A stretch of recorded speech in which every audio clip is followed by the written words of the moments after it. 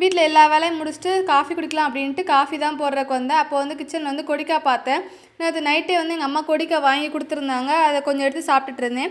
நான் சின்ன பிள்ளையா இருக்கும் போல் எங்கள் பாட்டி வீட்டுக்கிட்ட வந்து ஒருத்தவங்க வீட்டில் வந்து கொடிக்காய் மரம்லாம் வளர்ப்பாங்க.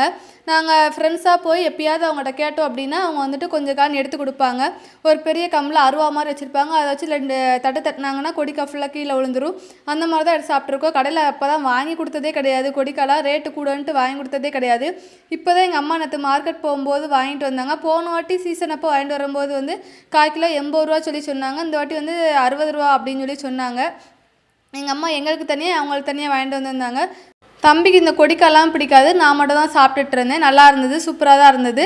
அப்புறமாட்டி துணியெல்லாம் மடிக்கிற வேலை இருந்தது. துணியெல்லாம் மடித்து அந்த இடத்துல செல்ஃபில் அப்புறமாட்டி தம்பி எல்லாம் கபோர்டில் இதெல்லாம் எடுத்து வச்சிட்டேன்.